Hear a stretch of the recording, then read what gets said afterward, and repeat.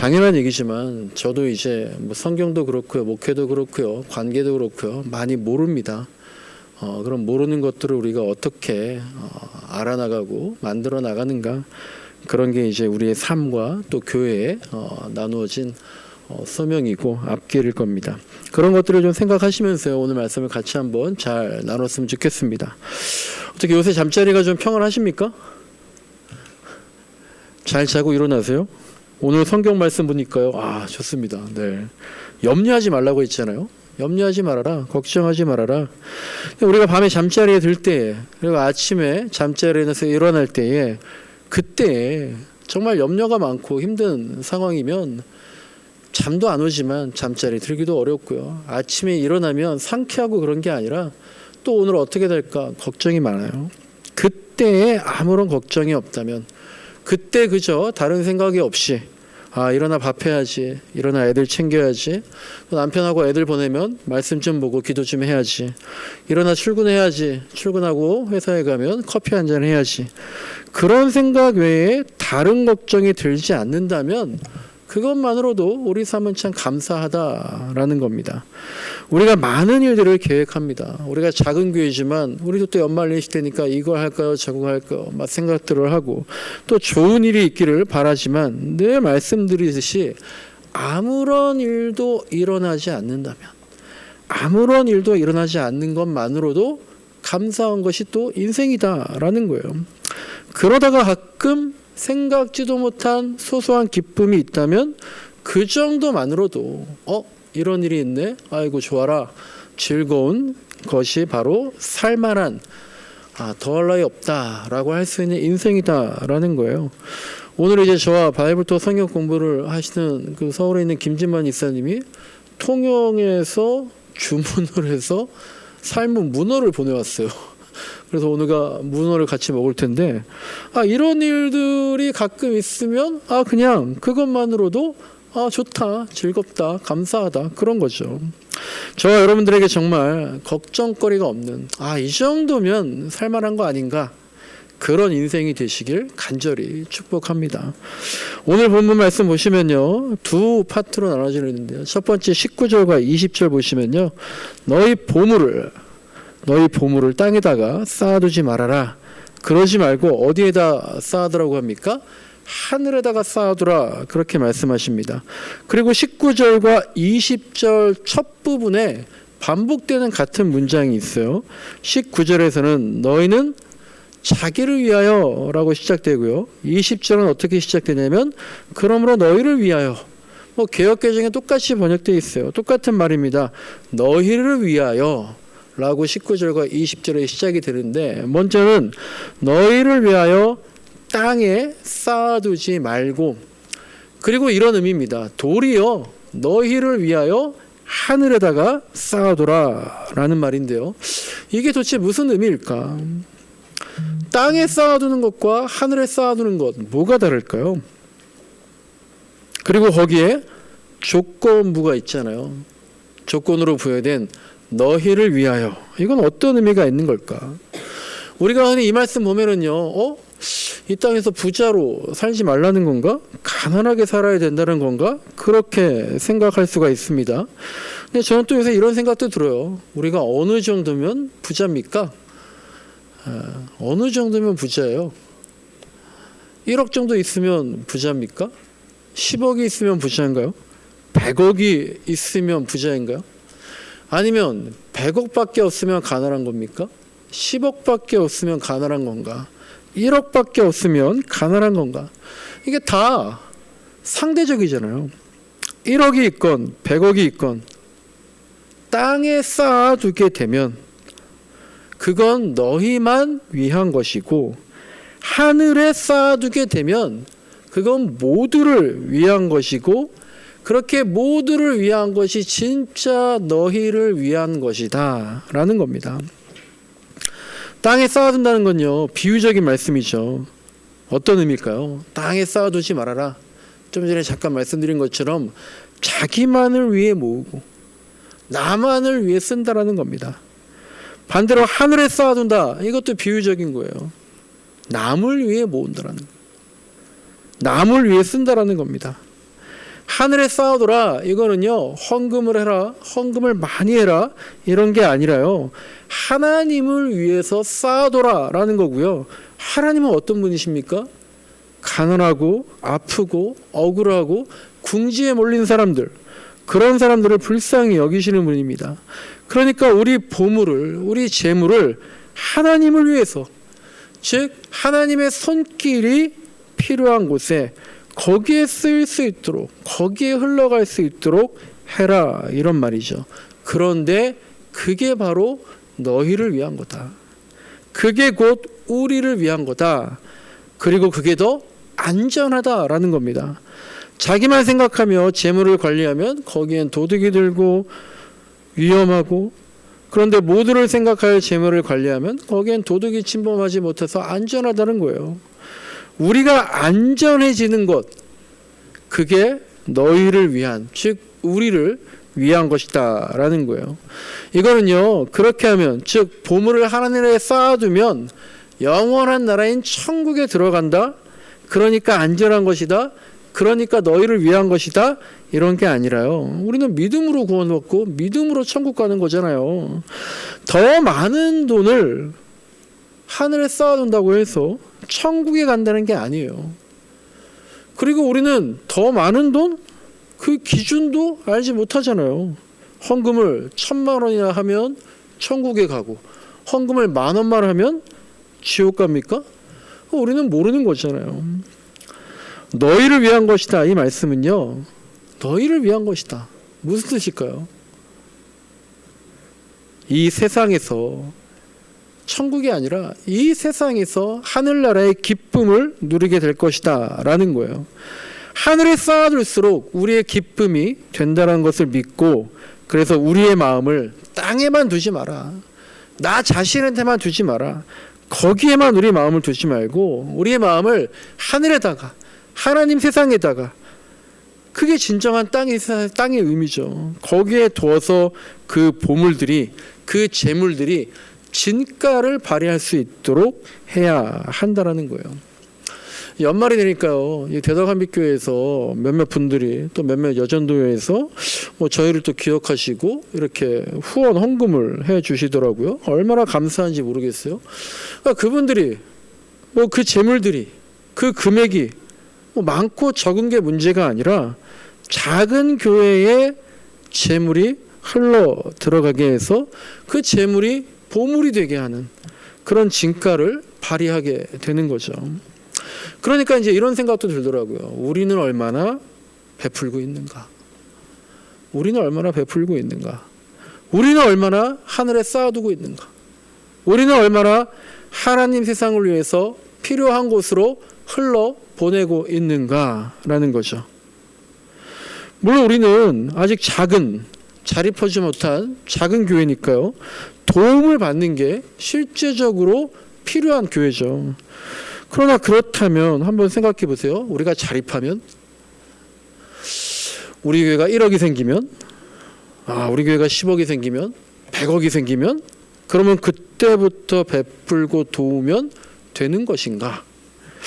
우리는 우리의 마음을 땅이나 하늘이나 우리의 마음을 자립에만 두면 되는 것인가? 아마 여러분들도 그렇게 생각하지 않으실 거예요. 교회라면 구제와 선교와 봉사, 힘을 다해야 한다고 생각할 겁니다. 문제는 그렇다면 어느 정도를, 얼마의 재물을, 몇 %의 보물을 우리가 흘려보낼 수 있고 또 그렇게 해야 하는가, 그런 실제적인 기준을 정할 때에 우리의 마음이 땅을 향해 있는가, 하늘을 향해 있는가, 우리만을 향해 있는가, 하나님 세상을 향해 있는가, 이런 고민의 끈을 놓아서는 안 된다라는 거죠. 그러니까 교회가 여러 가지 기능이 있지만 하나님 세상을 만나게 하는 통로가 돼야 된다라는 거죠. 저희가 이 도마동 지역사회를 위해서 시작부터 마르지 않는 셈이라는 그룹홈을 후원하고 있잖아요. 작은 일인데 그 일을 전해 듣고, 옛날에 한번 말씀드렸지만 우리 교회 한 자녀가 거기에 보태달라고 종종 헌금을 합니다. 근데 저는 그 헌금이 저를 붙들더라고요. 저와 우리 교회에 책임감과 의무감을 지속시켜 주는 것 같아요. 우리가 통로가 되려고 했는데 근데 사실 우리는 많이 부족하잖아요. 근데 우리 교인도 아닌 분이 구제에 보태달라고 거기에 보태달라고 헌금을 해요. 그래서 저는 그분을 통해서 재물을 하늘에 쌓아두라는 이 말씀을, 이 고민의 끈을 놓지 말고 책임감을 가져야 한다, 그런 생각을 계속 하게 되더라고요. 네, 우리의 마음이 땅을 향해 있는가, 우리 교회만을 향해 있는가, 아니면 하늘을 향해 있는가, 하나님의 세상을 향해 있는가, 이런 두 개의 마음, 그것을 구체화시킨 게 바로 24절에 있는 하나님과 재물입니다. 하나님과 재물을 동시에 섬길 수 없다 그랬어요. 동시에 섬긴다 할 때 섬기는 건요, 우리가 뭐 주방으로, 영상으로, 반주로, 뭐 어떤 청소로, 뭐로 그런 섬긴다, 그렇게 아주 미화된 의미가 아니라 이 섬긴다라는 건 노예가 된다라는 거예요. 재물의 노예가 되면 하나님을 섬길 수 없다라는 겁니다. 여기서 재물은 탐욕을 말합니다. 과도한 욕심을 말하는 거예요. 나만을 위한 걸 말하는 겁니다. 탐욕은요, 타인의 고통에 점점 무감각해지는 걸 말하는 거예요. 너만 힘드냐? 그만큼 안 힘든 사람이 누가 있어? 나도 힘들다, 이렇게만 생각하는 겁니다. 탐욕의 노예가 되면 나밖에 안 보인다는 거예요. 그러나 하나님의 노예가 되면 재물을 섬기지 않고 재물을 컨트롤할 수 있게 된다는 겁니다. 그리고 그렇게 재물을 컨트롤할 수 있다는 것은 자산 관리를 잘해서 부자가 된다는 게 아니라 하나님 세상을 위해서, 하늘을 위해서 돈을 굴릴 수 있게 된다는 거예요. 하나님 세상을 위해서 돈의 진가가 나타나게 한다라는 겁니다. 저나 여러분이나 하나님 세상을 위해서 그렇게 돈을 관리해야겠습니다. 그렇지 못했다면 회개하고 결단해야 합니다. 그리고 여러분이 만약 개인적으로 하기 어렵다면 다 같이 교회가 하나님 세상을 보여주고 하나님의 소리를 외치는 데에 우리 예산을 사용할 수 있도록, 교회가 그런 통로가 될 수 있도록 기도하고 서로 논의하고 격려해야 되겠습니다. 네, 오늘은 대림절 첫째 주일입니다. 대림절, 기다리는 거죠. 예수님의 탄생을, 예수님의 임재를 강림하신다, 강림절이라기도 하고 대림절이라고도 하는데요. 12월 25일 성탄절 이전에 4번의 주일이 대림절입니다. 그리고 교회력이라고 있는데 다 예전에 한 번씩 설명드렸죠. 교회 달력이죠. 교회력. 이 교회 달력의 시작은 대림절부터 시작된다 그랬어요. 그래서 우리가 양력으로 하면 1월 1일이 새해의 첫날인데 교회 달력으로 하면 바로 오늘이 대림절 첫 주일이 새해 첫날이다라는 거고요. 그리고 이렇게 대림절 초를 켜서 기다림의 의미를 더하는데요. 이 대림절 절기는 상징색이 보라색입니다. 그래서 보라색 초를 주로 사용하고요. 보라색은 자색이라고도 하잖아요. 영광과 위엄, 어떤 존엄, 그런 걸 뜻해서 옛날 그래서 유럽의 왕들은 왕궁의 내부 장식이나 왕옷 같은 것들을 황금이나 자색, 보라색으로 장식을 했죠. 그러니까 우리가 대림절에 이 세상에 진짜 왕으로 오시는 예수님을 기다린다, 그런 의미로 보라색을 사용하고, 성탄절에는 흰색 촛불을 사용합니다. 흰색은 기쁨과 어떤 깨끗함, 그런 의미가 있어서 예수님을 맞이하는 성탄절 때 사용을 합니다. 대림절 첫 주인데요, 기다립니다. 예수님 기다리죠. 그런데 다 달라요. 어떤 예수님을 기다리는가? 어떤 예수님을 기다리는가? 그래서 이스라엘의 유대인들은요, 정말 그 당시의 왕, 오늘날로 치면 대통령이나 절대 권력이 있는 그런 사람을, 그런 메시아를 기다렸기 때문에 3년 동안이나 예수님의 기적을 옆에서 보고 3년 동안이나 예수님 말씀을 앞에서 들었는데도 보아도 알지 못하고 들어도 깨닫지 못해서 예수님을 못 알아본 거예요. 기다려도 못 만날 수 있다는 겁니다. 우리도 마찬가지라는 거예요. 나는 돈 많은 남자를 기다리는데, 나는 예쁜 여자를 기다리는데, 나는 잘난 사람을 기다리는데, 예수님이 그런 모습으로 오지 않으셨으니까 기다렸지만 영화 속 한 장면처럼 그냥 엇갈리면서 스쳐 지나가는 겁니다. 예수님은 가난한 자, 눈먼 자, 포로된 자, 눌린 자, 그런 사람들을 위해 오셨기 때문에 예수님 말씀과 행동과 차림과 예수님이 찾아가는 곳과 그런 것들을 보면은 아니 저게 우리가 기다리던 메시아야? 이해할 수 없었던 거예요. 그러니까 그렇게 하지 말라고 했던 겁니다. 그리고 우리가 예수님을 기다리는 것처럼 예수님도 우리를 기다리셨어요.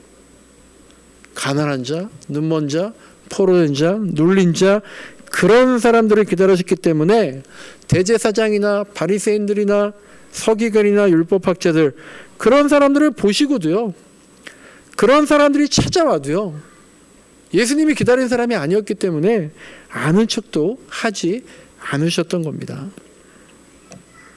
앞에서 하나님과 재물에 대해서 말씀드리면서 구제와 봉사에 대해서 말씀을 드렸습니다. 우리의 눈이 어디로 향해 있는가? 우리의 마음이 어디로 향해 있어야 하는가? 우리는 어떤 예수님을 기다리고 있는가? 거기에 따라서 우리가 다 같이 기다린다고 해도요, 어떤 사람은, 우리도 다 마찬가지입니다. 어떤 사람은 예수님 만날 수 있는 것이고 어떤 사람은 끝내 만나지 못하고 스쳐 지나갈 수만 있는 거예요. 정말 우리가 예수님 만날 수 있기를 간절히 축복합니다. 오늘 본문 말씀은요, 25절 이하를 보면은요, 그런 게 있는 거죠. 걱정하지 말라는 겁니다. 걱정하지 마라. 염려하지 마라. 하물며 너희일까 보냐. 하물며 너희일까 보냐. 제가 몇 번 말씀을 드렸지만 저는 이 말씀 믿는 것, 하물며 너희일까 보냐, 이 말씀을 믿는 게 신앙이라고 생각한다고 말씀을 드렸는데요. 하물며 너희일까 보냐, 믿음이 적은 자들아. 근데 이런 생각도 듭니다.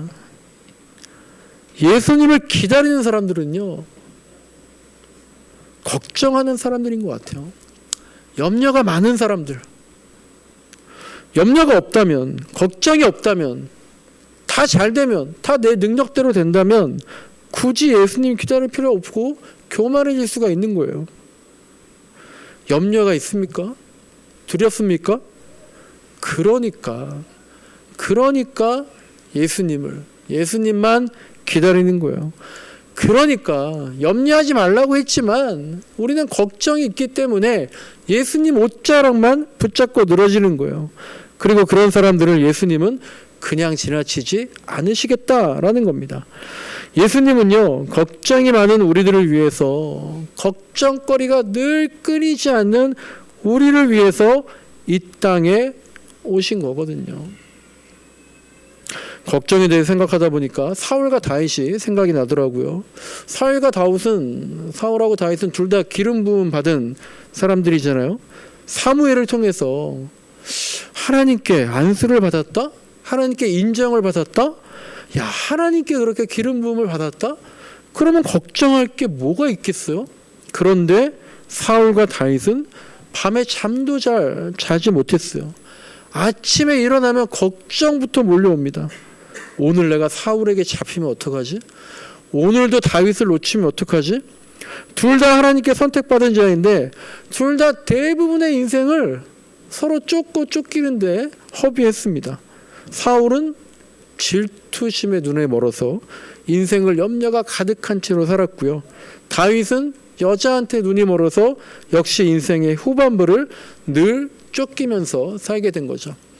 스스로가 염려거리를 만든 겁니다.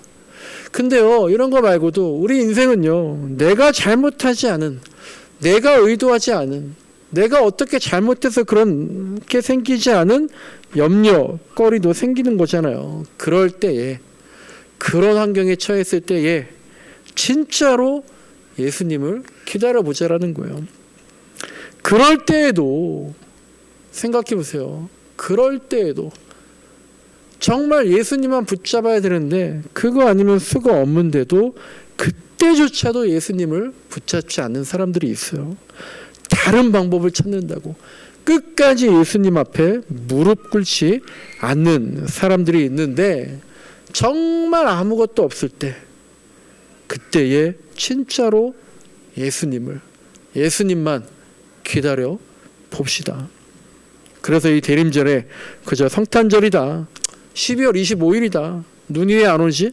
그러지만 말고 나를 지나치지 않은 예수님, 나를 그냥 지나치지 않은 예수님, 내가 아는 척만 하면 되는데 오히려 내가 알아보지 못하고 지나치지 않도록 기다려보고 체험을 했으면 좋겠습니다.